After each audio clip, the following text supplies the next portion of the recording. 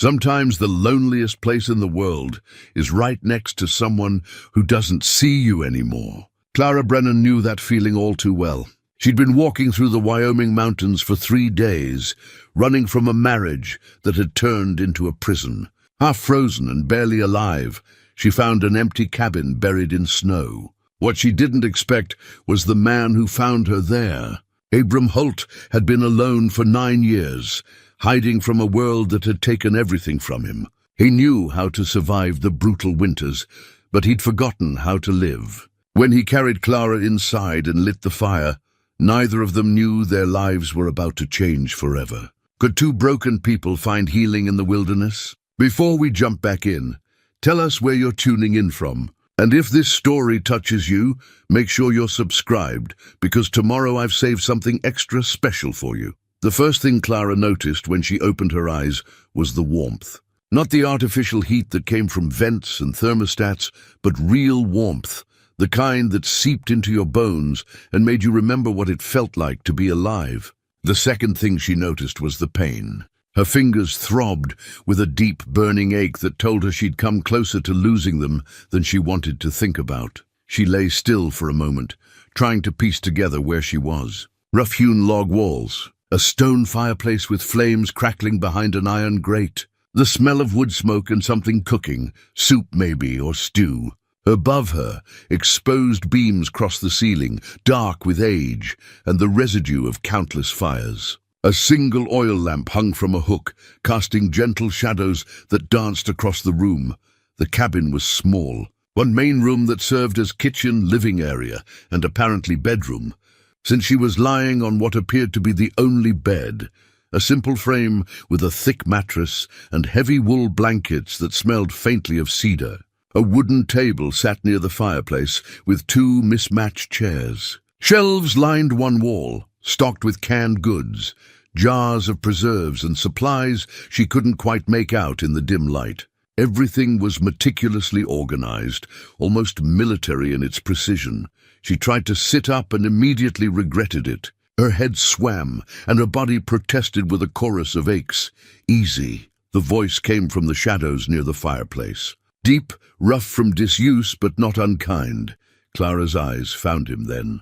The man stood slowly, unfolding himself from a wooden chair she hadn't noticed. He was tall, maybe 6'2", with broad shoulders that filled out a worn flannel shirt. His hair was dark, shot through with grey at the temples, pulled back in a short ponytail. A thick beard covered the lower half of his face, but she could see his eyes, dark brown, watchful, carrying the weight of someone who'd seen too much. "Where am I?" Her voice came out as barely more than a whisper. "My cabin. About 15 miles north of the nearest town, if you're keeping track." He moved to the fire, stirring whatever was in the pot hanging there. "You were in bad shape when I found you. 3 days ago. 3 days." Clara's mind struggled to process that. She remembered walking, remembered the cold that had stopped feeling like cold and started feeling like nothing at all. She remembered seeing the cabin through the trees, remembered thinking it looked like a mirage, something her dying brain had conjured up to comfort her. "The cabin was empty," she said. "I was checking my trap lines." He ladled soup into a wooden bowl, steam rising in the cool air. "Found you on my porch when I got back." "Another hour and you'd have been gone." He brought the bowl to her, and she noticed his hands then. They were large, scarred, the hands of someone who worked with them every day. Clean, though. Everything about him was clean, despite the roughness. He'd cared for her, she realized. Changed her clothes. She was wearing a shirt too big for her, soft from many washings. Treated her frostbite. Kept her alive. "Thank you," she said, and meant it with everything she had. He nodded once, a sharp dip of his chin, and retreated to his chair by the fire. Not unfriendly exactly, but maintaining distance. She understood. He hadn't asked for company. Clara tried the soup. Venison, she thought, with root vegetables and herbs she couldn't name. It was the best thing she'd ever tasted, and she had to force herself to eat slowly, to not gulp it down and make herself sick. "What's your name?" she asked between spoonfuls. Abram Holt. "I'm Clara Brennan." She paused, then added, "Or I was." "I don't know any more." He didn't ask what she meant by that. just nodded again and went back to staring at the fire. Clara finished the soup and set the bowl on the small table beside the bed. Her hands were bandaged, she noticed now, wrapped carefully in clean cloth. Her feet, too. She wiggled her toes experimentally and felt the sting of healing tissue. She'd keep all her fingers and toes, she thought. "That was something. How long can I stay?" she asked quietly. Abram was silent for a long moment. The fire popped and crackled, and somewhere outside, wind moved through the pines with a sound like the ocean. "Until you're strong enough to leave," he said finally. "Or until the snow melts enough to get you down the mountain. Whichever comes first." It wasn't a warm invitation, but it wasn't a rejection either.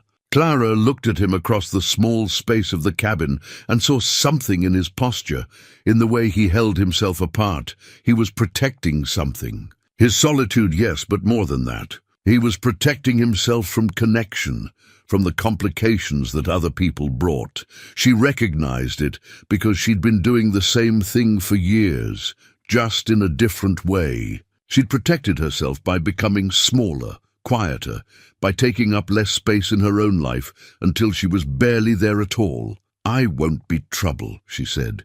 "I promise." "Everyone's trouble," Abram replied, but there was no heat in it. Just a statement of fact. Clara lay back down, suddenly exhausted, despite having just woken up. Her body needed more rest, more healing. But her mind was starting to clear, and with clarity came memory. Thomas. The house in Denver with its perfect lawn and perfect furniture and perfect emptiness. The last fight, if you could call it that.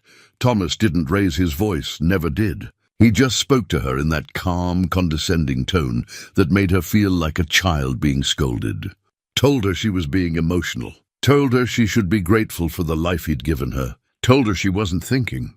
Clearly, she'd left in the middle of the night with nothing but the clothes she was wearing and her grandmother's wedding ring in her pocket, the one she hadn't been able to bring herself to wear for the last 2 years. She'd driven north without a plan, following some instinct she couldn't name. When the car ran out of gas on a mountain road, she'd kept walking. When her phone died, she'd thrown it into the trees. When she couldn't walk anymore, she'd crawled. And then Abram had found her. Clara turned her head to look at him. He sat perfectly still, watching the fire with the patience of someone who'd spent years doing exactly that. On the wall behind him, she noticed something she'd missed before, a set of dog tags hanging from a nail, the metal dull with age. Military, then. That explained the bearing, the organization, the way he'd assessed and treated her injuries with practiced efficiency. "Were you Army?" she asked, his jaw tightened. "A long time ago." She wanted to ask more, but sensed she'd reached the limit of acceptable questions. Instead, she watched the fire through half-closed eyes and listened to the wind outside, and thought about how strange it was that she felt safer here, in a stranger's cabin in the middle of nowhere, than she'd felt in her own home for years. "Abram." "Yeah. Thank you for not asking questions." He glanced at her then, and for just a moment something shifted in his expression. Understanding, maybe? Recognition of a fellow refugee. "We've all got reasons for the things we do," he said. "Yours are your own business." Clara closed her eyes and felt tears slip down her temples into her hair. Not sad tears exactly, just the release of someone who'd been holding themselves together for so long that they'd forgotten what it felt like to let go. When she woke again, it was dark outside. The fire had been built up, radiating steady heat. Abram was asleep in the chair, his head tipped back against the wood, arms crossed over his chest. Even in sleep, he didn't look relaxed. Clara studied him in the firelight and wondered what had brought him here, to this remote cabin, to this life of deliberate isolation. She wondered if he'd run from something too, or if he was running towards something. Some version of peace that could only be found in silence and solitude. She pulled the blankets up to her chin and listened to him breathe. And for the first time in longer than she could remember, she wasn't afraid of what tomorrow might bring. The days blended together in a rhythm Clara had never known before. Wake with the sun, stoke the fire. Eat whatever Abram prepared, oatmeal with dried berries, eggs from somewhere she hadn't yet discovered, bread he baked himself in a Dutch oven. Watch him move through his morning routine with the efficiency of long practice.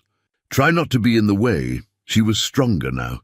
The color had returned to her cheeks, and the pain in her fingers and toes had faded to a dull ache. She could stand without getting dizzy, could walk around the cabin without needing to rest. But she still felt fragile, like something not quite solid, as if a strong wind might blow her apart. Abram spoke little, but his actions said what words didn't. He showed her where things were kept, how to bank the fire at night so it would last until morning, which water was for drinking and which was for washing. Small lessons in survival, offered without comment or expectation.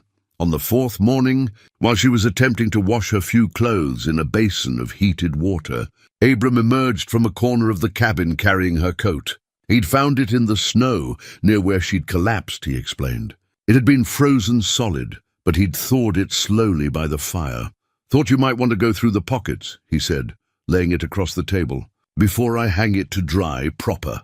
Clara approached the coat like it was something dangerous. In a way, it was. It belonged to her old life, the one she'd walked away from. Her hands trembled as she reached into the first pocket, a tissue, some loose change, a grocery receipt from 3 weeks ago that felt like it was from another lifetime. The second pocket held her grandmother's ring, wrapped in a scrap of cloth. She'd forgotten putting it there. Clara held it up to the light, watching the simple gold band catch the fire's glow. Her grandmother had worn it for 60 years, through good times and hard times, and everything in between.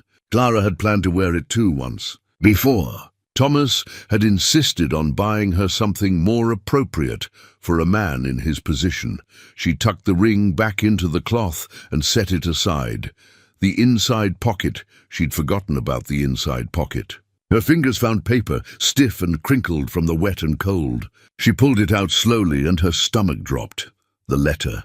Thomas's letter. She'd read it so many times before she left that she could recite it from memory. Every word chosen carefully, designed to sound loving while cutting deep.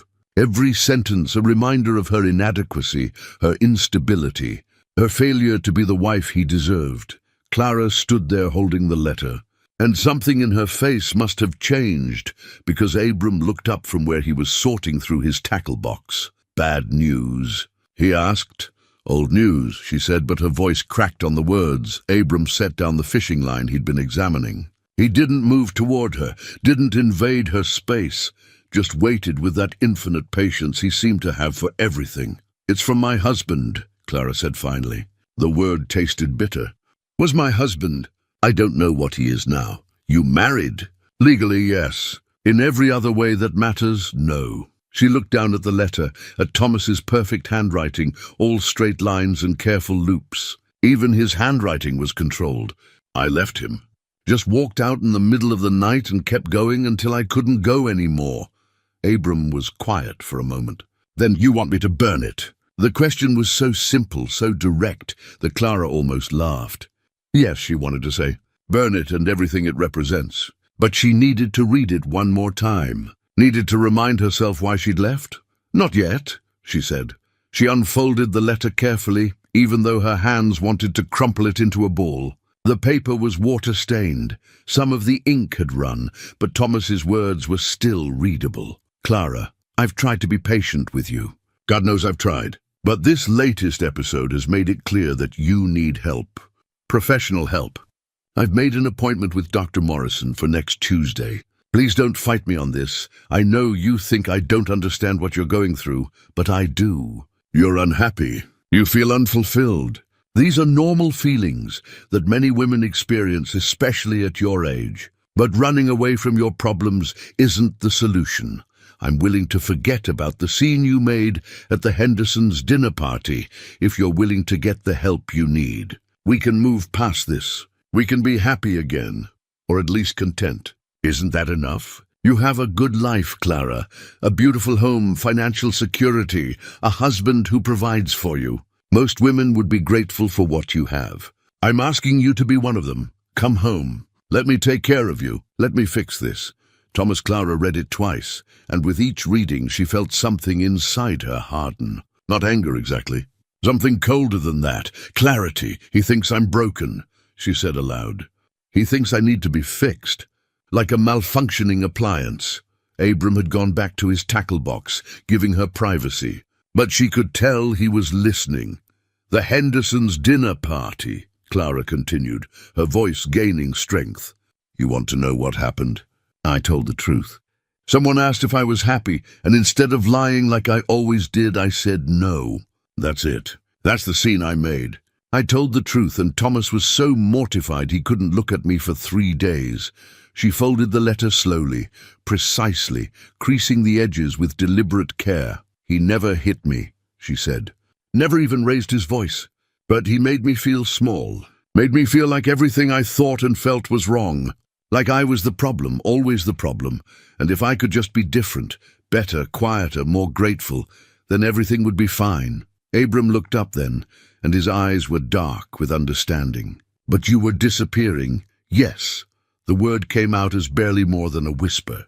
I was disappearing, and the worst part was that I was helping. I was erasing myself little by little, and I told myself it was what good wives did. They compromised. They adapted. They made themselves smaller so their husbands could be bigger. She walked to the fireplace, the letter still in her hand. But she didn't throw it in. Not yet. Do you know what finally made me leave? She asked. Abram shook his head.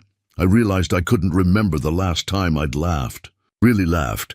Not that polite little sound you make at parties. I tried to think back and I couldn't remember. That's when I knew if I stayed, I would die. Maybe not physically, but everything that made me me would be gone. Thunder rumbled in the distance. Clara looked toward the window and saw dark clouds building over the mountain peaks. The light in the cabin dimmed, taking on that peculiar quality that comes before a storm. Storm's coming, Abram said, standing. Big one from the look of it. We'll be snowed in for a few days at least. Clara turned from the fire to look at him. What does that mean? Means you can't leave even if you wanted to. Means I can't get you down the mountain to town. Means we're stuck here together until it passes. He said it matter-of-factly, without judgment, but Clara heard the question underneath. Can you handle that? Can you handle being trapped here with a stranger? I'm not afraid of storms, she said. Maybe you should be. Mountain storms aren't like what you're used to. They can last days, sometimes a week. Clara looked at the letter in her hand, then at the fire, then at Abram, this gruff, damaged man who'd saved her life without asking for anything in return, who'd given her space to heal without demanding her story, who understood somehow that she needed time before she could face the world again. If I'm staying, she said slowly, then I need to learn. I can't just be a guest here, taking up your space and eating your food. Teach me, Abram's eyebrows rose slightly. Teach you what? Everything. How to survive up here, how to keep the fire going, how to cook, how to do whatever needs doing. I don't want to be helpless anymore. Something shifted in his expression, not quite a smile but close. Respect, maybe. It's not easy. I don't want easy. I want useful. The first snowflakes began to fall outside, fat and heavy, the kind that meant business. Abram moved to the window and looked out at the gathering storm. All right, he said. But you do what I tell you when I tell you. No arguing, no explaining. Up here, hesitation can kill you. I understand. And if this is about proving something to yourself, forget it. This is about survival. Nothing romantic about it. Clara thought about Thomas's letter, about years of feeling useless and decorative. That's exactly what I need. Abram nodded once, that sharp dip of his chin she was learning to recognize as acceptance. First lesson starts now. That fire needs feeding, and we need to secure the shutters before the wind picks up. You're going to help. He didn't wait for her response, just moved to the door and pulled on a heavy coat. Clara grabbed her own coat, still damp but wearable, and followed him out into the first real snow she'd seen since she'd arrived. The wind hit her like a wall, stealing her breath. Snow swirled in the air, already coating the ground in a thick blanket.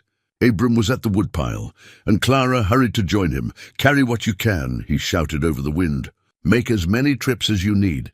We'll stack it inside, close to the fire. Clara grabbed an armload of wood, the bark rough against her healing hands. It was heavier than she expected, and by the time she'd made it back inside, her arms were shaking. But she stacked it where Abram indicated and went back for more. 4 trips, 5, 6. Her shoulders burned and her breath came hard, but she didn't stop. Abram worked beside her, carrying twice as much, but never making her feel inadequate about it. This was simply the work that needed doing. When the wood was stacked and the shutters were secured, they stood inside the cabin, breathing hard, melting snow dripping from their clothes. Abram built up the fire while Clara hung their coats to dry. "That's lesson 1, he said, brushing snow from his beard. "Everything you do up here, you do it before you need to. Waiting until you're desperate is how people die." Clara nodded, too tired to speak. Her hands throbbed and her back ached, but she felt something else too, something she hadn't felt in years. Purpose, the satisfaction of work that mattered. Outside, the storm intensified. Wind howled around the cabin, and snow fell so thick it was impossible to see more than a few feet beyond the windows. They were cut off from the world completely, isolated in a space no bigger than her old bedroom. But Clara didn't feel trapped. For the first time since she could remember, she felt like she was exactly where she needed to be. She looked at Thomas's letter, still lying on the table where she'd left it. Then she walked over, picked it up and fed it to the fire. The paper caught immediately, curling and blackening, Thomas's perfect handwriting dissolving into ash. Abram watched, but said nothing. "I'm not going back," Clara said, more to herself than to him. "Whatever happens, whatever it takes, I'm not going back." "Good," Abram said simply. "Because that storm's going to last at least 3 days, and I'm going to teach you how to keep yourself alive." Clara turned from the fire and met his eyes. "Then let's begin." The storm lasted 5 days. 5 days of wind that screamed around the cabin like something alive and hungry. 5 days of snow that piled up past the windows, creating a world of white silence, broken only by the howling outside. 5 days of Clara learning what it meant to survive. Abram woke her before dawn every morning, when the cabin was coldest and the fire had burned down to embers. The first lesson was always the same. Read the fire, understand what it needed, give it life again. Not too much wood or you'd waste it. Not too little, or you'd lose the coals and have to start from scratch. "Fire's like anything else worth keeping," Abram said on the second morning, watching her work. "You've got to tend it regular. Ignore it and it dies. Smother it with too much attention and you kill it just the same." Clara heard the subtext but didn't comment. She focused on the task, on placing the kindling just right, on coaxing flame from ember with patience she didn't know she possessed. By the third morning, she could revive the fire without his guidance. She saw the approval in the way he nodded, then moved on to the next lesson without ceremony.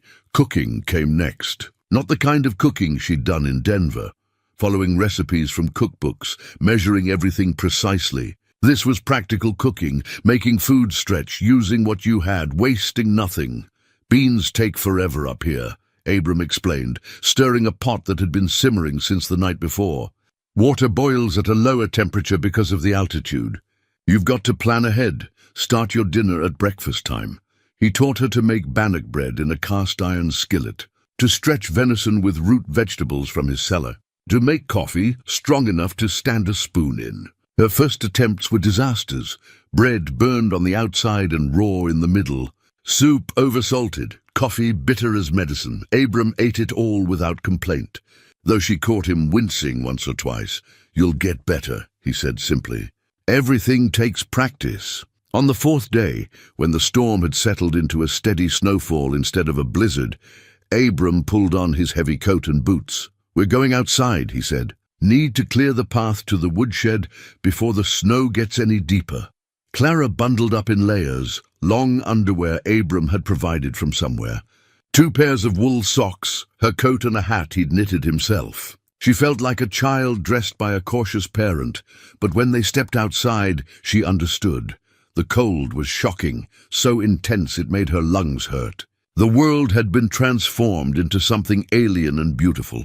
every tree branch laden with snow, the sky a flat grey that pressed down on everything. The silence was absolute except for their breathing and the crunch of snow under their boots. "Stay close," Abram said. "Easy to get turned around in this, even with the cabin right there."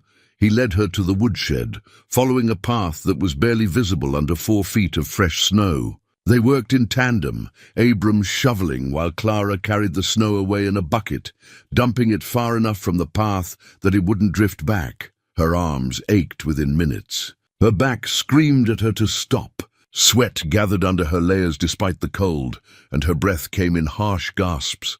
But she didn't quit. She watched Abram's steady rhythm and tried to match it, tried to find that place where work became meditation. When the path was clear, Abram didn't lead her back inside. Instead, he walked to a small shed she hadn't noticed before, partially buried in snow. He cleared the door and gestured for her to follow. The shed was dim, lit only by the grey light filtering through a single small window. But Clara could see well enough. Tools hung on the walls in precise order: saws, hammers, planes, chisels. A workbench dominated one wall, scarred from years of use. And there, mounted on pegs above the bench, were 3 axes of different sizes. Abram took down the middle one and held it out to her. The axe was beautiful in a way Clara hadn't expected. The handle was smooth from use, the grain of the wood visible under layers of oil and sweat. The head was perfectly balanced, the edge sharp enough to catch the light. "Made this one myself," Abram said.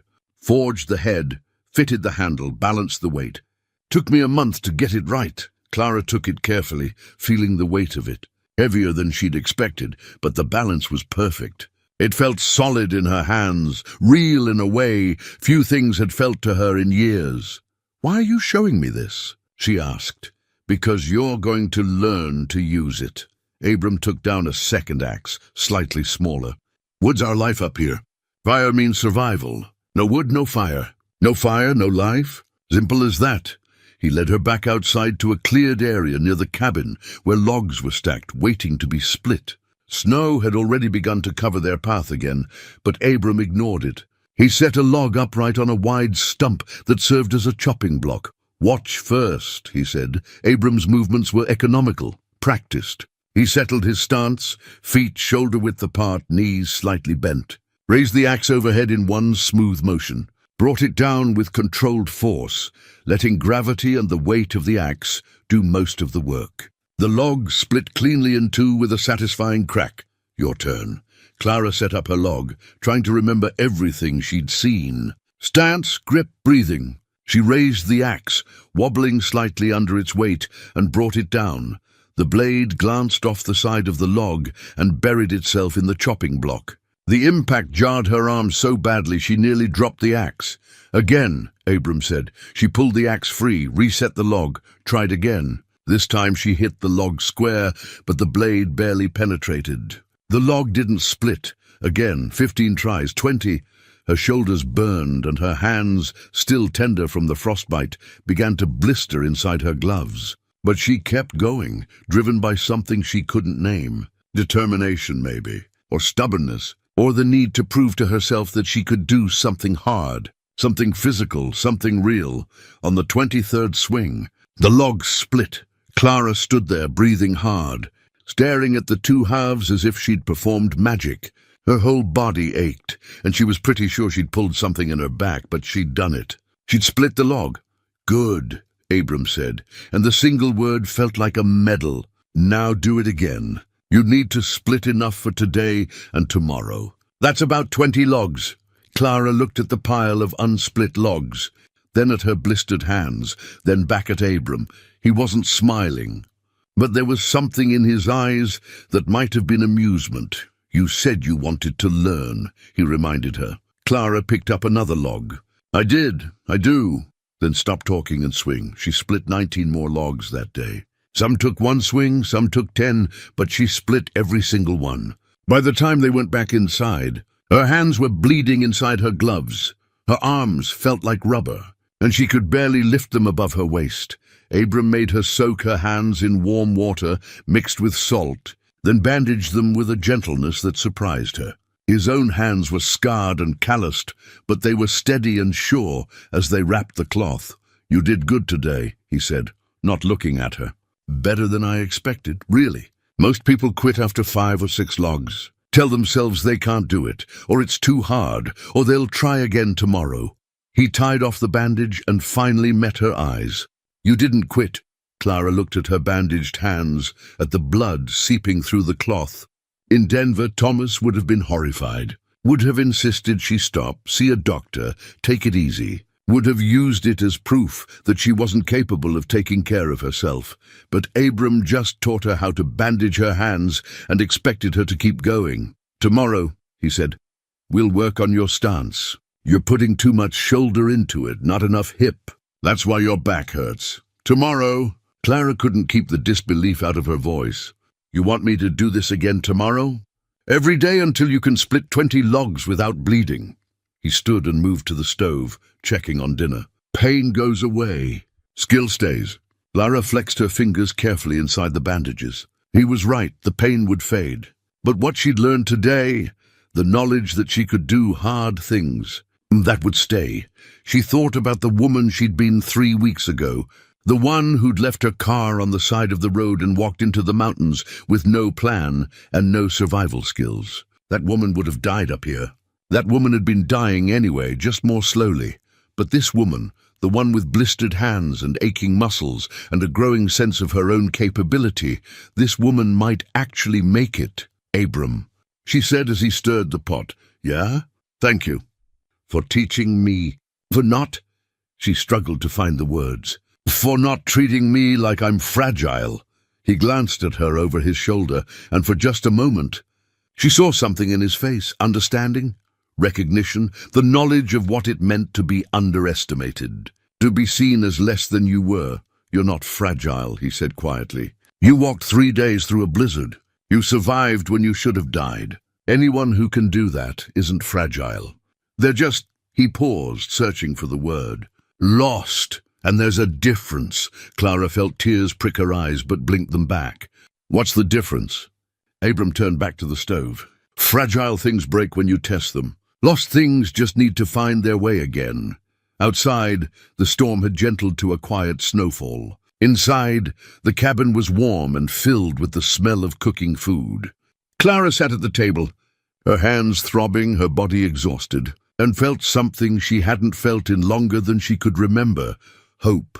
The axe leaned against the wall near the door, waiting for tomorrow's work. Clara looked at it and thought about balance, about finding your center, about learning to let the weight of the tool do the work instead of fighting it. Maybe surviving wasn't so different from splitting wood.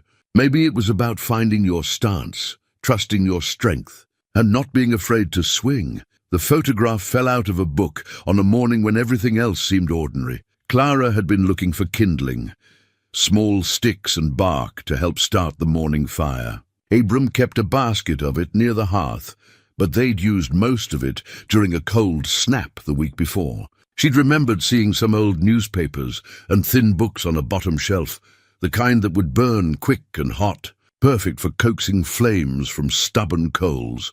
She pulled out a field guide on edible plants, its pages yellowed and brittle. As she opened it to check if Abram would mind her using it, something slipped from between the pages and drifted to the floor. A photograph, old enough that the colors had faded to that particular shade of washed-out nostalgia, blues gone gray, reds turned pink. But the image was clear enough. 8 men in desert camouflage, standing in front of a helicopter. They were young, some barely more than boys, squinting against bright sun. They held their weapons with casual confidence, and despite the harsh environment, they were smiling. The kind of smile that came from brotherhood, from shared purpose, from knowing the man next to you would die for you if necessary. Clara found Abram immediately. Third from the left, his arms slung around the shoulders of a shorter man with a wide grin. Abram's beard was gone, his hair military short, but it was his eyes that stopped her. They were alive in a way she'd never seen them, bright with something that might have been joy. She heard the door open behind her. Abram stamped snow from his boots and unwound his scarf. Need to check the eastern trapline today, he said. Weather's holding, so... He stopped. Clara turned to find him frozen in the doorway, staring at the photograph in her hands. The silence stretched between them, heavy and charged. Clara's first instinct was to apologize, to explain, to put the photograph down and pretend she'd never seen it. But something stopped her. Maybe it was the 6 weeks she'd spent learning not to apologize for existing. Maybe it was the genuine curiosity about who this man had been before isolation had carved him down to silence. "I'm sorry," she said, but didn't put the photograph down. It fell out of the plant guide. "I wasn't snooping." Abram crossed the small space in 3 strides and took the photograph from her, not roughly but firmly. He stared at it for a long moment, his jaw working like he was chewing words he couldn't quite spit out. "You were in the army," Clara said quietly. "Not a question, special forces." His voice was flat, emotionless, the voice of someone reporting facts. 10 years, most of it in places that don't officially exist. He moved to put the photograph back in the book, to hide it away again, but Clara's voice stopped him. "Who were they?" Abram's hand tightened on the photograph. "My unit, my team," he paused. "My brothers were all dead. Everyone in this picture except me." He finally looked at her, and the pain in his eyes was so raw it made her chest ache. "Ambush. Should have seen it coming. Should have—" He stopped, shook his head. "Doesn't matter. They're gone." "I'm here." Clara thought about running from questions, about the walls people built around their pain. She thought about Thomas, who'd always changed the subject when things got uncomfortable, who'd trained her to smooth over any emotional rough edges, but Abram had never let her hide. He'd made her face her blisters and her failures and her fear. She owed him the same honesty. "How long ago?" she asked. 9 years. Almost 10 now. He looked down at the photograph again. "Medic said I was lucky.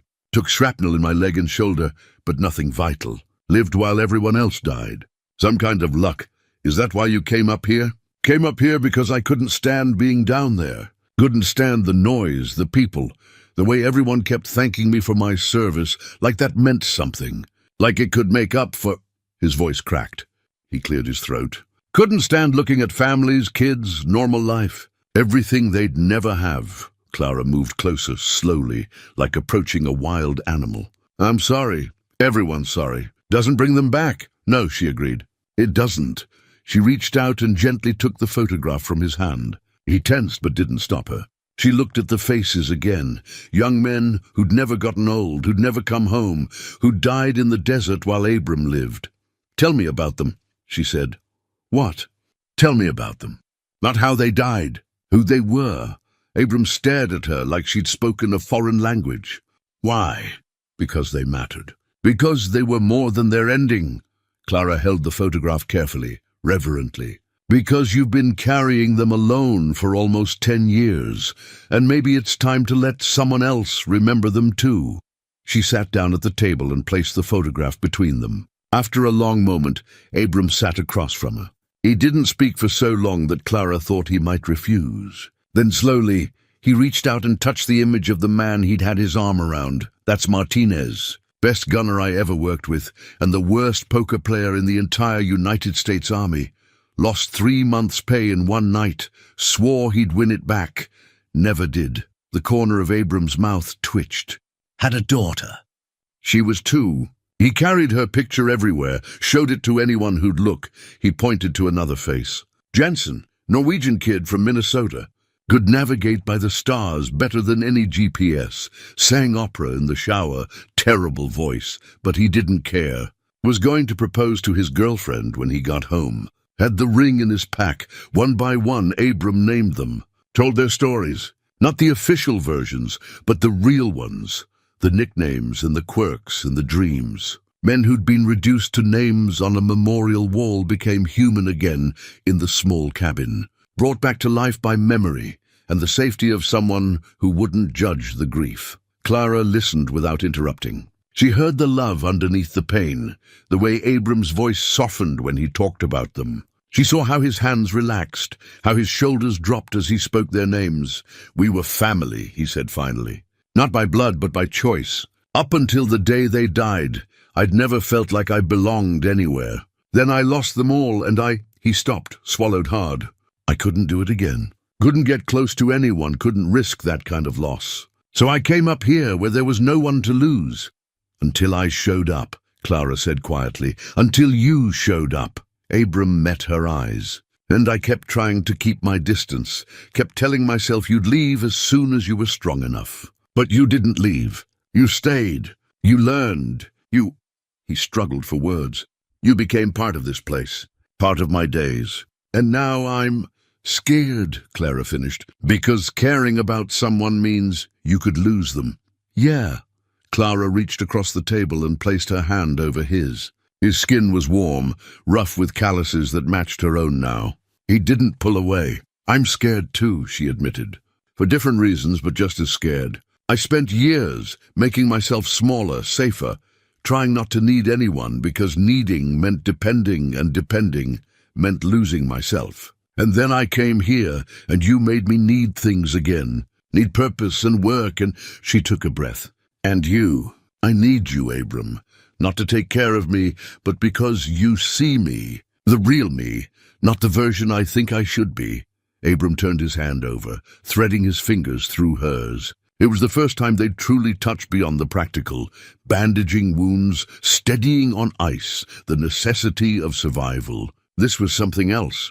This was choice. I don't know how to do this, he said. How to let someone in again? I don't either, Clara said. But maybe we figure it out together.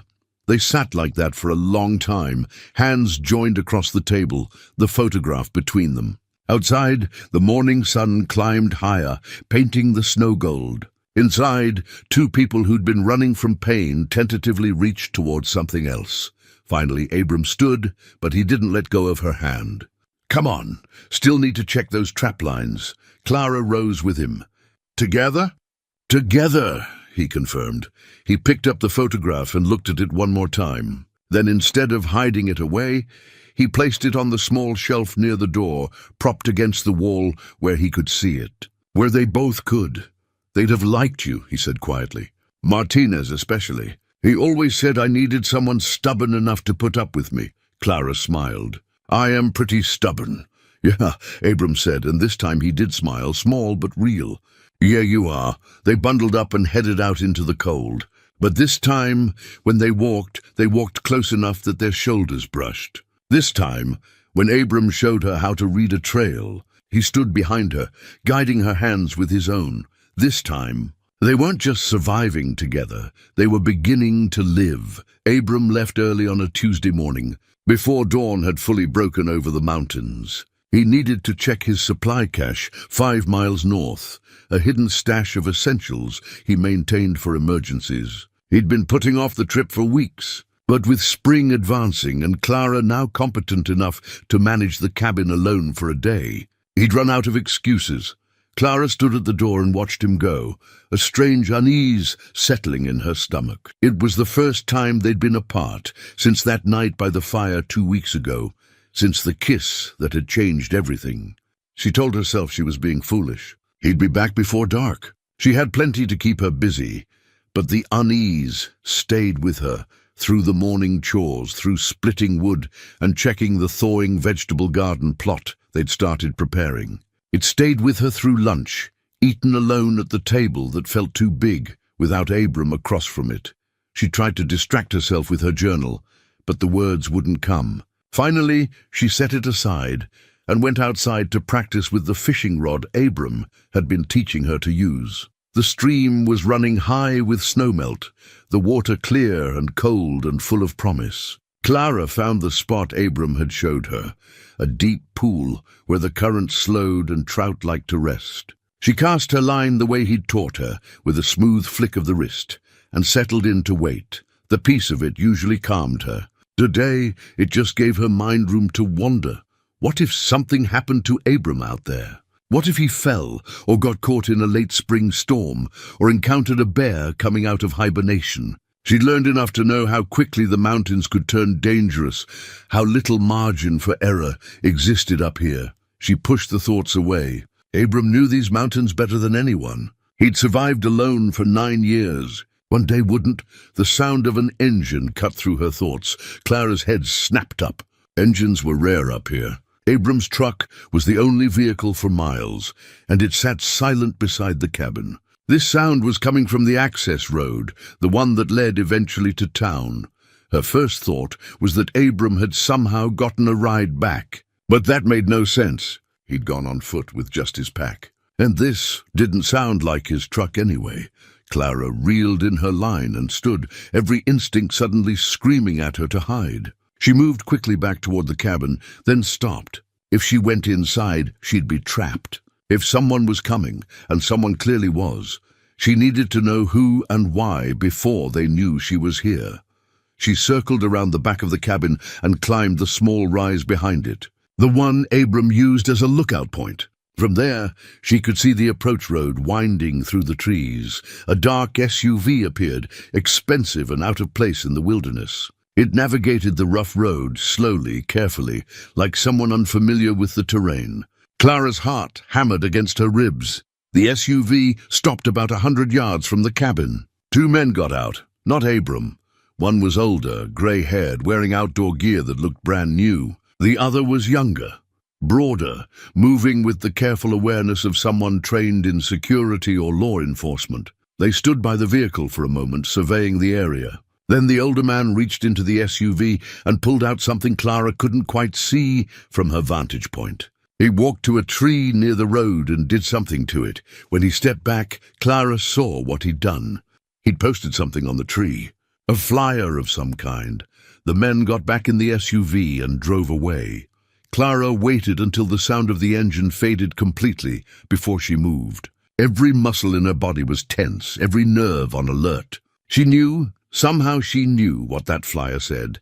She made her way down to the road, approaching the tree slowly, as if the paper itself might attack her. When she was close enough to read it, her worst fears were confirmed. Missing person, the photograph was from her wedding day.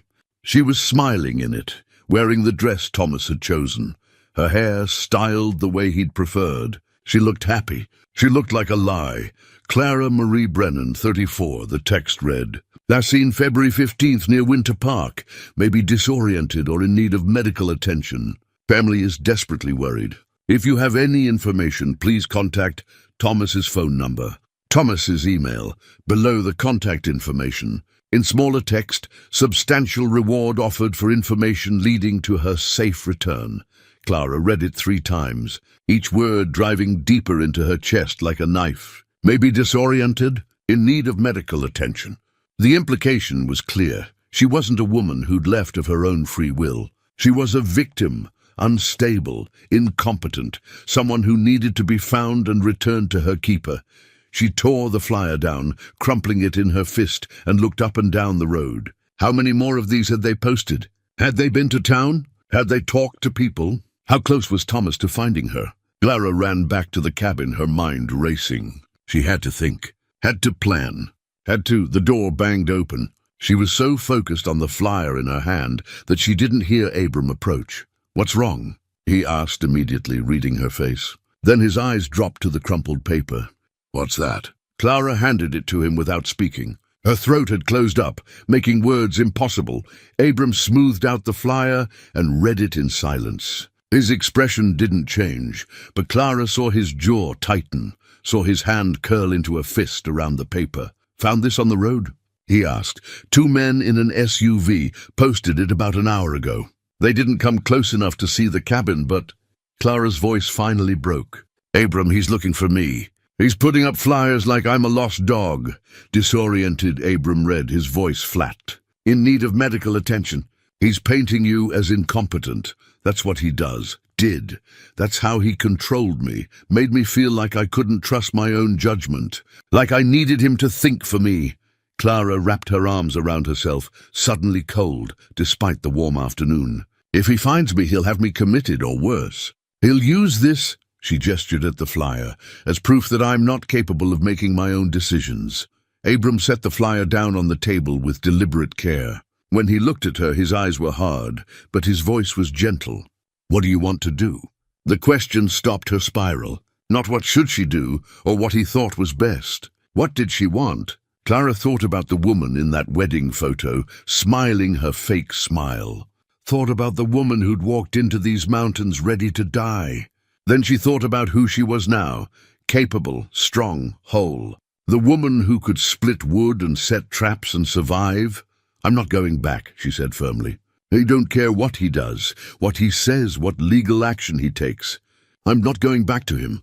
"Good," Abram said simply. "Then, but we need to be smart about this. If he's putting up flyers, he's serious. He might hire investigators, might come up here himself. What do I do?" Abram was quiet for a moment, thinking.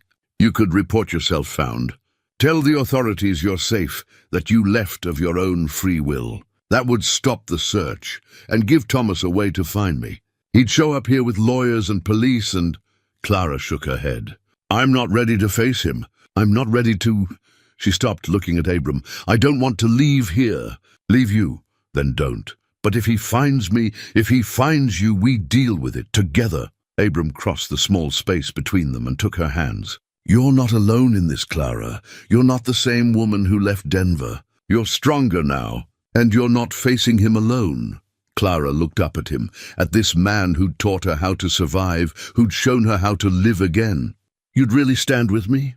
"Against Thomas. I stand between you and anything that tried to hurt you." His voice was absolutely certain.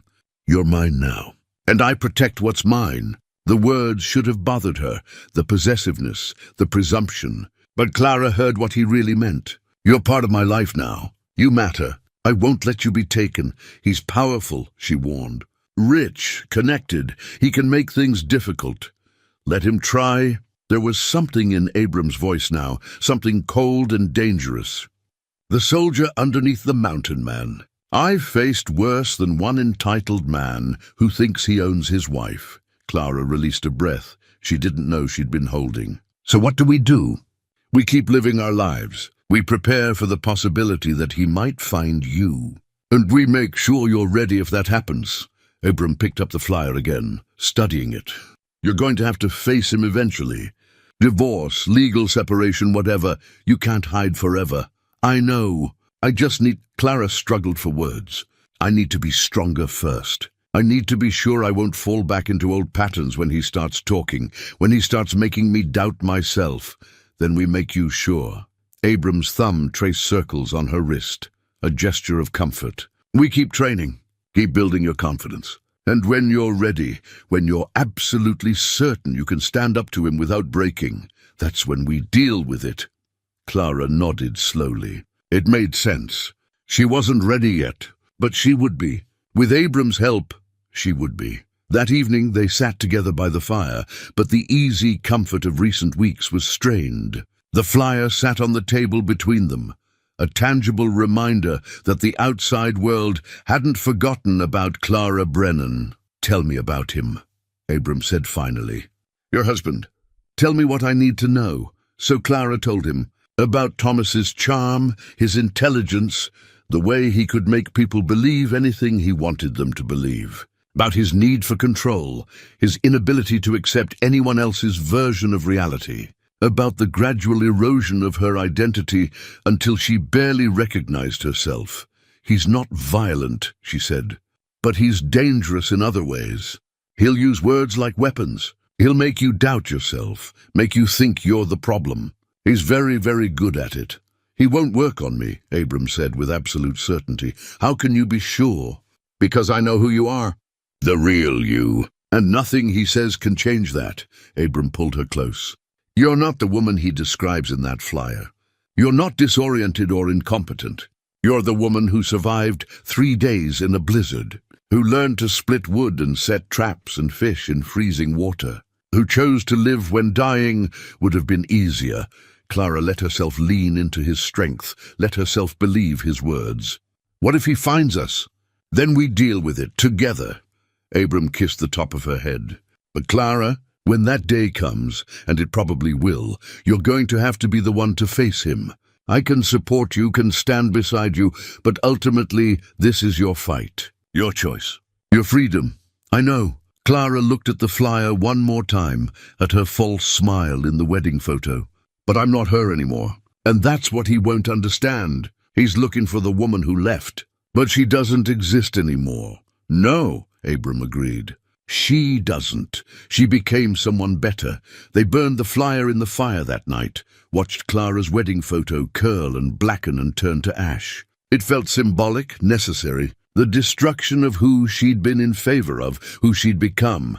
But both of them knew the truth. Thomas was out there, searching, and sooner or later he would find them. The only question was whether Clara would be ready when he did. The weeks after the flyer felt different. Not worse exactly, but weighted. Like waiting for a storm. You could see building on the horizon, but couldn't predict when it would hit. Abram became more vigilant. He checked the perimeter daily, looking for signs of intruders. He taught Clara to recognize boot prints versus animal tracks, to spot disturbed undergrowth and broken branches that indicated human passage. Every evening he cleaned and checked his rifle, a ritual Clara had seen before, but now understood had taken on new significance. The rifle itself was beautiful in the way functional things could be. A lever-action Winchester, well-maintained and deadly accurate in Abram's hands. He'd had it for years, he told her. Used it for hunting, for protection against bears and mountain lions, for the kind of security that living alone in the wilderness required. Ever shot anyone with it? Clara asked one evening as she watched him run an oiled cloth down the barrel. No, but I would if I had to. The certainty in his voice was somehow comforting. Spring was advancing rapidly now. The snow had retreated to the highest peaks, leaving the valley green and alive. Wildflowers carpeted the meadows in riots of color, lupine and paintbrush and columbine. The stream ran high and clear, full of trout. The world was waking up, and with it came the reality that Clara couldn't hide forever, but something else was waking up too. Something between her and Abram that went beyond survival and companionship. They'd kissed that night by the fire, had held each other through dark hours when fear of Thomas finding them kept Clara awake. But they'd gone no further, as if both were waiting for something, permission maybe, or the right moment. The right moment came on a morning when the world seemed impossibly beautiful. Clara had gone to check the fish traps in the stream, a task she could now do without supervision. The water was cold enough to make her feet ache, but she didn't mind. She was pulling a fat trout from the trap when she heard Abram behind her. She turned to find him standing on the bank, watching her with an expression she'd learned to recognize. Hunger, but not for food. Want carefully controlled but undeniable. Catch anything good? He asked. Dinner, she said, holding up the fish. Maybe breakfast too, if we smoke some of it. Abram stepped into the water, boots and all, and crossed to where she stood. The current pushed at them, cold and insistent, but neither moved. He took the fish from her hands and tossed it on the bank, then pulled her close. Clara, he said. Her name, a question and a statement all at once. She answered by kissing him, and this time neither of them held back. His hands found her waist, her back, pulling her against him. Her fingers tangled in his hair, knocked loose the tie that held it back. They kissed like people who'd been starving, who'd finally allowed themselves to feel the depth of their hunger. When they finally separated, both breathing hard, Abram rested his forehead against hers. Inside, he said roughly. Now. They stumbled back to the cabin, leaving the fish on the bank, leaving everything but each other. And there, in the warm safety of the home they'd built together, they became lovers in truth. It was tender and fierce and fumbling and perfect. Two damaged people finding wholeness in each other. Afterward, lying tangled together in Abram's bed, Clara traced the scars on his shoulder, where shrapnel had torn through muscle and bone. Does it still hurt? She asked. Sometimes, when the weather changes. But it doesn't matter. He caught her hand, brought it to his lips. You know what I thought when I found you in the snow? That I was an idiot for walking into a blizzard. That too. He smiled against her palm. But also that you were the bravest person I'd ever seen. Takes courage to walk away from your whole life. Takes even more courage to keep walking when you don't know where you're going. I was running away. No, you were running toward something. You just didn't know what yet. Clara shifted to look at him properly. And what was I running toward? This, us. A life where you could breathe. Abram's hand came up to cup her face. I love you, Clara. Should probably be scared of saying it, but I'm done being scared. The words hit her like a physical thing. warming her from the inside out. I love you too. Have for a while now, I think. Maybe since you handed me that axe and expected me to keep up. They stayed in bed longer than they should have, making love again, talking, planning a future that felt both fragile and inevitable. But eventually, practicality reasserted itself. There was work to do, and lying around wouldn't get it done.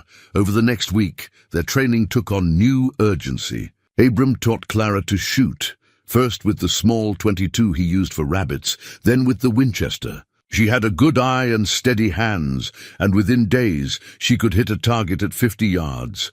Hopefully you'll never need this, Abram said, as Clara ejected the spent shells from the rifle. But if Thomas shows up with trouble, I want you able to protect yourself. Would I really shoot someone?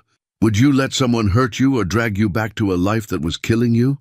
Clara thought about that, about Thomas and his controlled cruelty, his systematic dismantling of her identity, about how close she'd come to disappearing completely. No, she said firmly, I wouldn't. Then you have your answer. He also taught her escape routes, showed her 3 different ways off the mountain, each leading to a different town, made her memorize landmarks and compass bearings, gave her a pack with essentials, water, food, matches, a knife, a map. If something happens, he said seriously, if I tell you to run, you run. Don't argue, don't hesitate. Promise me. Clara wanted to argue, wanted to say she'd never leave him. But she saw the fear underneath his insistence, the memory of losing everyone he'd cared about. So she promised. They fortified the cabin too. Abram showed her where he'd hidden spare weapons, installed better locks, created sight lines that would give them warning if anyone approached. It felt paranoid, but Clara remembered the SUV, the flyer, Thomas's determination to own what he considered his.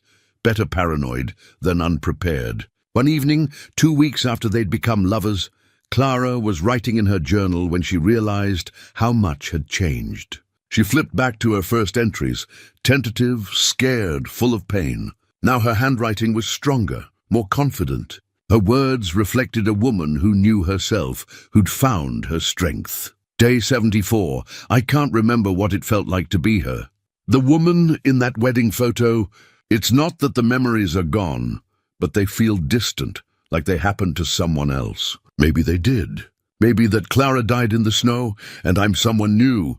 Abram says I'm not new, just uncovered. Like I was buried under layers of what everyone else wanted me to be, and up here I've dug down to the truth. I think he's right. I'm not afraid of Thomas anymore.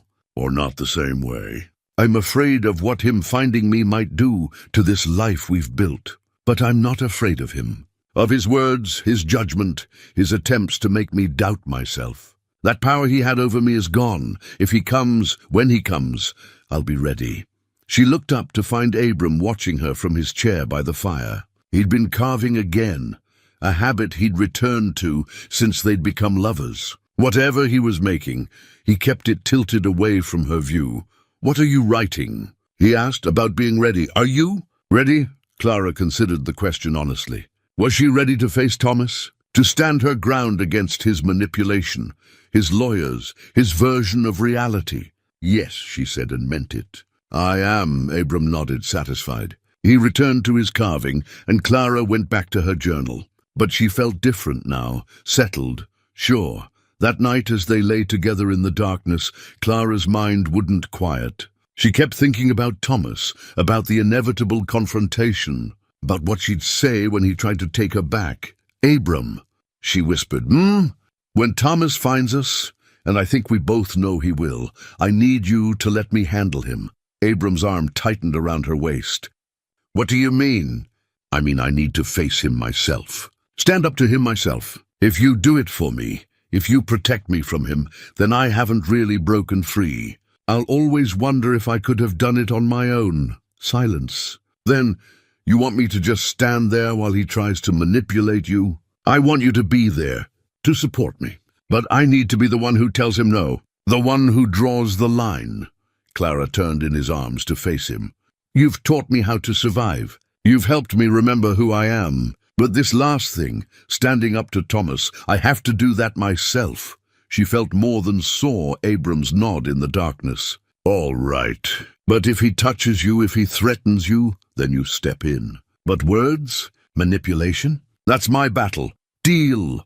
They fell silent again, and Clara felt something release in her chest. Fear, maybe, or the last vestige of doubt. She was ready. Whatever came, whoever came, she was ready.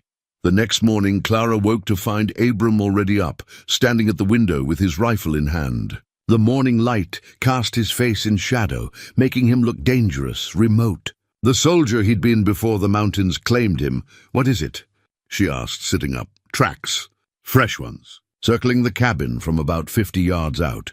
He didn't look at her, eyes scanning the tree line. "Someone was watching us last night." Clara's blood went cold. "Thomas!" "Don't know yet. But whoever it was, they're not here now. Left about 2 hours ago, best I can tell from the tracks." Clara got dressed quickly, her mind racing.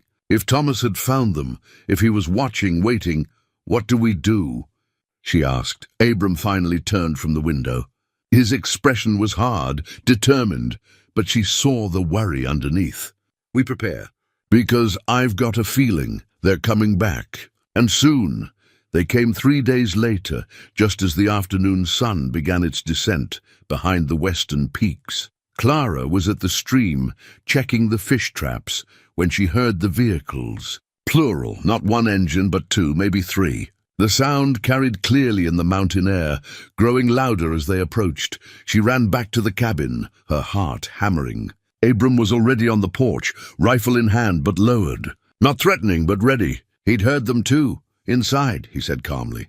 "Get the other rifle. Stay by the window where you can see, but they can't see you easy." Clara wanted to argue, wanted to stand beside him, but this was the plan they'd agreed on. She positioned herself at the window, rifle loaded. Hand surprisingly steady despite the adrenaline coursing through her veins. 2 vehicles pulled into the clearing, a black SUV and a silver sedan, both expensive and utterly out of place in the wilderness. 3 men emerged. 2 from the SUV wore dark pants and jackets, the kind of generic outdoor gear that screamed private security. They moved with the awareness of people trained to handle trouble. The 3rd man came from the sedan, and Clara's stomach dropped. Thomas.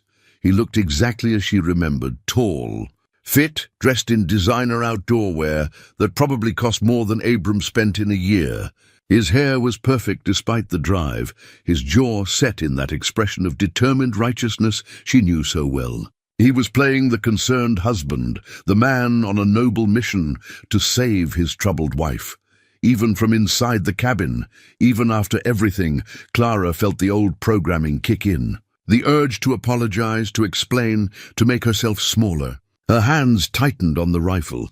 Thomas spotted Abram on the porch and stopped about 20 feet away. The 2 security men flanked him, hands visible but ready. "I'm looking for my wife," Thomas called out, his voice carrying the authority of someone used to being obeyed. "Clara Brennan. I have reason to believe she's here." Abram didn't move, didn't speak. Just stood there with that infinite patience, letting the silence stretch until it became uncomfortable. Thomas shifted his weight, a tiny tell that Clara recognized. He was thrown off by Abram's lack of reaction. People usually jumped to accommodate Thomas, to fill the silence with explanations and apologies. "Look," Thomas tried again, adjusting his tone to something more reasonable, more man-to-man. "I don't want any trouble. My wife's been missing for 3 months. She's not well. She needs help, medical attention. If she's here, she's here," Abram said, his voice flat. "And she's fine." Thomas's face flickered. Surprise, then calculation, then something harder. "I'd like to see her. Speak with her. That's up to her. She's my wife. She's her own person."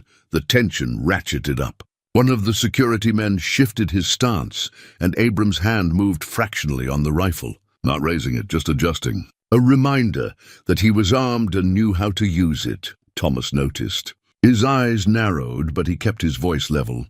"I understand you've been helping Clara. I appreciate that. But she needs professional care, not—" He gestured at the cabin, at Abram, at the whole situation. "This, whatever this is, what this is," Abram said slowly, "is none of your business. She left you. She's safe. She's making her own choices. That should be enough." "It's not enough." Thomas's careful mask was starting to slip. Clara could see the anger building, the frustration of a man who'd never been told no. She's not capable of making rational decisions right now. Anyone who walks away from her life, from her home, He looked around at the wilderness with barely concealed contempt. And to this is clearly not thinking straight, or Abram suggested. She's thinking straighter than she has in years. Thomas's hand moved to his wrist, adjusting his watch. Clara saw it clearly even from inside, a Rolex Platinum, probably $40,000. He'd bought it last year, she remembered. Showed it off at dinner parties, mentioned casually what it cost, used it as proof of his success. It was such a small gesture, but it told Clara everything. Thomas was nervous, off balance. He'd come expecting to find a broken woman who'd crawled into the woods to die. Instead, he'd found a cabin, a competent man with a rifle, and a situation he couldn't control.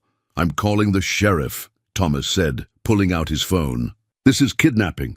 You're holding her against her will." "No service up here," Abram said. "Nearest cell tower's 20 miles that way." He gestured vaguely south. Thomas stared at his phone, at the no signal indicator, and something in his composure cracked. "This is ridiculous, Clara." He raised his voice, calling toward the cabin. "Clara, I know you're in there. Come out. Let's talk about this like adults." Inside, Clara stood frozen. This was it. The moment she'd been preparing for. She could stay hidden, let Abram handle this. Or she could do what she'd promised herself she'd do, face Thomas. Speak her truth, draw her line in the sand. She took a deep breath, set down the rifle and walked to the door. "Clara." "Wait," Abram started, but she was already stepping out onto the porch. Thomas saw her and his whole demeanor changed. His face softened, his eyes filled with concern. He took a step forward, arms opening, as if to embrace her. "Thank God," he said, his voice breaking perfectly. "Baby, I've been so worried. Are you okay? Has he hurt you?" Clara looked at her husband, this man she'd promised to love forever, who'd systematically destroyed her sense of self under the guise of caring for her. She looked at his expensive watch, and his perfect hair, and his concerned expression that didn't quite reach his eyes. And she felt nothing. No fear, no guilt, no urge to apologize or explain, just clarity. "Stop," she said, her voice steady and strong. "Don't come any closer." Thomas froze. For a second, genuine surprise flickered across his face. This wasn't the Clara he knew, the one who apologized for breathing. "Clara, please," he tried again. "Whatever's happened, whatever you think I've done, we can fix this. Come home, we'll get you help. Everything will be okay. I am home," Clara said. "And I don't need your help. I don't need you at all." The words hung in the mountain air, and Clara felt something inside her click into place. The last piece of the woman she'd become, Thomas's mask dropped completely. "You don't mean that." "I do. I'm not coming back, Thomas. Not now, not ever. Our marriage is over." Thomas's face went through a series of expressions, disbelief, anger, calculation. When he spoke again, his voice had taken on that edge Clara knew too well. The one that made her feel small and foolish and wrong. "You've been manipulated," he said, not looking at her anymore but at Abram. "This man has isolated you, confused you. It's a classic pattern. Stockholm Syndrome. You think you want this, but you're not in your right mind." "I'm more in my right mind than I've been in years," Clara said. Thomas ignored her, still focused on Abram. "What's your game here? Money? Think you can extort me for her return? Or is this something else, some backwoods fantasy of playing house with a vulnerable woman?" Abram's expression didn't change, but Clara felt his anger like a physical presence. Still, he kept his word. This was her fight, and he was letting her fight it. "Look at me, Thomas," Clara commanded. "Stop talking about me like I'm not here. Stop talking to him instead of me. I'm right here, and I'm telling you directly. I left you because staying was killing me. Everything else is just details." Thomas finally turned to her, and for the first time, Clara saw something like desperation in his eyes. "You're throwing away everything. Our home, our life, your reputation. For what? To live in a shack in the woods with some recluse?" "To live," Clara said simply. "Just to live, Thomas. Without being judged or controlled or told that everything I feel is wrong. Without being made to feel like I'm the problem all the time. You were the problem." The words burst out of him, raw and honest for once. Nothing I did was ever good enough. The house wasn't right. The parties weren't fun. I wasn't attentive enough. I didn't understand you. Do you know how exhausting it was, trying to make you happy? Clara felt something inside her break, not collapse, but break free, because Thomas had just confirmed what she'd always suspected. To him, she'd been a problem to solve, a defect to fix. Never a partner, never an equal. Then you should be relieved I left, she said quietly. Now you don't have to try anymore. One of the security men cleared his throat uncomfortably. Even they could see this wasn't what they'd signed up for. Not a rescue, but a divorce playing out in the wilderness. Thomas seemed to realize he was losing. His hand went to his watch again, that nervous tell, and when he spoke, his voice had shifted to something uglier. Fine.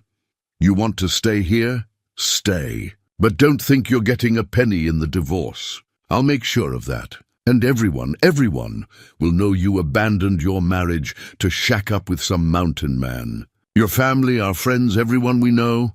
I don't care. Clara realized as she said it that it was true. She didn't care what those people thought. Most of them had been Thomas's friends anyway, people who'd watched her disappear and said nothing. You will care when you're broke and alone. Thomas took a step forward. And everything happened fast. Abram moved, rifle coming up. The security men reached for their weapons. And Clara's hand went to the knife on her belt, the one Abram had given her weeks ago, the one she'd learned to use for everything from cleaning fish to cutting rope. She drew it now in one smooth motion, holding it low and ready. Not threatening exactly, but making a point. She wasn't helpless. She wasn't defenseless. She wasn't the woman Thomas had known. Everyone froze. Don't, Clara said, her voice absolutely steady. Don't take another step. Don't touch me. Don't even think about it. Thomas stared at the knife in her hand, at the way she held it with confidence and competence, at the woman standing before him who looked nothing like the one he'd married. Her hands were rough and strong. Her stance was grounded. Her eyes were clear and unwavering. She was a stranger to him. And finally, he saw it. What happened to you? He asked, and for the first time he sounded genuinely lost. I survived, Clara said. And then I learned to live. That's what happened. Thomas looked at Abram, at the cabin, at the mountains rising behind them. Then back at Clara. She saw the moment he accepted it, really accepted that she wasn't coming back. That this wasn't a phase or a breakdown or something he could fix. I'll have my lawyer contact you, he said stiffly. For the divorce proceedings. Fine. I want it noted that you abandoned the marriage. Note whatever you want. Thomas adjusted his watch one more time. A gesture of regaining control over something, anything. You're making a mistake. This fantasy you're living, it won't last. And when you realize that, when you come crawling back, I won't, Clara said. But even if I did, you wouldn't take me back. Because you never wanted me, Thomas. You wanted a possession, something beautiful and obedient that made you look good. I was never a person to you, never an equal. And that's not love. That's ownership. The words hit their mark. Thomas flinched, and for just a second Clara saw past the anger and frustration to the insecurity underneath. Maybe in his own twisted way he had loved her, or thought he did. But it had been the kind of love that smothered and controlled, that couldn't distinguish between caring for someone and owning them. Goodbye. Thomas, Clara said with finality. He stood there for another moment, as if waiting for her to change her mind, to break down, to become the Clara he'd known. When she didn't, he turned and walked back to his car.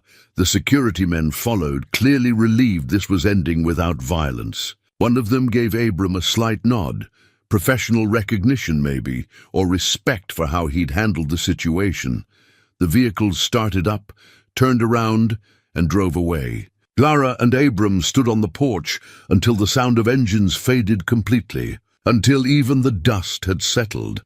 Then, and only then, did Clara's hands start to shake. Abram took the knife gently from her grip and pulled her into his arms. She collapsed against him, not crying exactly, but releasing the tension of months, of years, of a lifetime of making herself small. You did it, Abram murmured into her hair. You stood up to him. Didn't back down, didn't apologize, didn't let him make you doubt yourself. I didn't, did I? Clara laughed, a sound somewhere between relief and disbelief. I actually did it. You did. And he's gone. Really gone. Clara pulled back to look at him. Did you see his face? When I pulled the knife, he couldn't believe it. He didn't know you, Abram said simply. The real you. The strong you. But I do. Clara kissed him, pouring everything into it, gratitude and love and relief and triumph. When they separated, she felt lighter than she had in years. Maybe ever. What now? She asked. Abram smiled. That rare, full smile that transformed his face. Now we go inside. Have dinner. Live our lives. Together. Together. Clara agreed. And they did. 3 weeks after Thomas left, Clara stood in the garden plot behind the cabin, her hands deep in the rich mountain soil. The sun was warm on her back, and the air smelled of pine and earth and growth. Around her, the first seedlings were pushing through, lettuce and carrots and beans that would feed them through the summer. Life had returned to its rhythm, but it felt different now. Lighter. There was no shadow hanging over them, no threat waiting around the corner. Thomas was filing for divorce in Denver, and Clara had found a lawyer willing to handle everything remotely. She didn't contest anything, didn't want the house or the money or any piece of that life. She just wanted free. And soon she would be. Abram appeared from the tree line, a string of trout over his shoulder and something tucked under his arm. Clara wiped her hands on her pants and stood to meet him. Good fishing? She asked. Real good. Enough for tonight and tomorrow. He held up the wrapped bundle. Also finished something. Clara's curiosity sparked.